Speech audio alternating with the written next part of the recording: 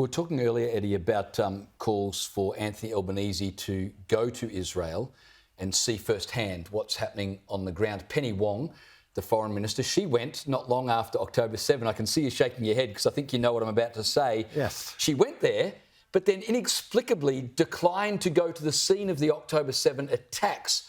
Apparently it was 45 minutes down the road and she just did not have the time. Can you believe it? I know you're going to answer yes, Anthony Albanese should go to Israel. Why is it so important that the leader of our country actually visits Israel, our ally in the region? And what perspective would change if he was to go there? I would like to ask him a question first. Why wouldn't you go? There's absolutely no reason not to go. You can only learn. You know, if you can still keep your own mind, and if you don't agree with what you see, that's your business. But go and listen. I went about a year or so ago, Freya may have been there, went to the university at the Sydney University, I think you were there. Yeah.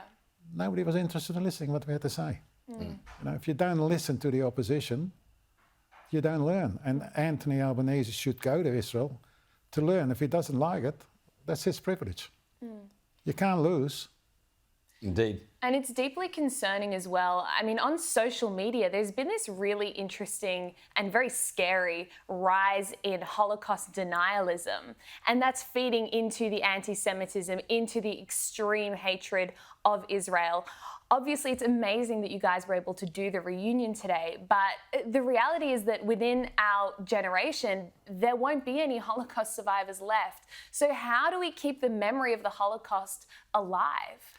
Education is one thing, and at the moment we are fortunate that people like me who can go to schools and talk to schools children, but that I'm not going to be able to do that for the rest of my life. I'm 85 now, and education. But the problem is, and I left school at 15, so I am a person that I'll call myself a professor of streetwise.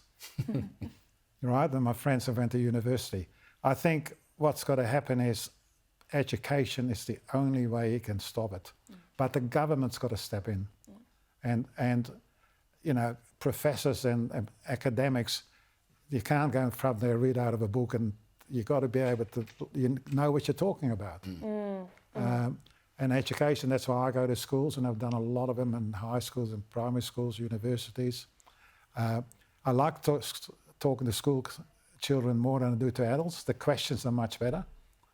And the kids can relate to when I talk when I was 4 or 5 years old. And I didn't have any, if I'm allowed to say this, what my mother told me, I didn't have any shoes or socks in the winter, and she told me to pee on my feet, keep my feet warm. And that's the way we lived. I've got to ask you this, Eddie, because you come across as a very positive, vivacious kind of guy. You escaped a concentration camp from the Nazis as a little boy. Now here you are on national television at the age of 85, talking about the problem of anti-Semitism. Does it not anger you inside that after all these years, having survived what you survived, you're still having to fight this same damn fight all over again? I'm not one who gets angry too quickly. I get annoyed with people.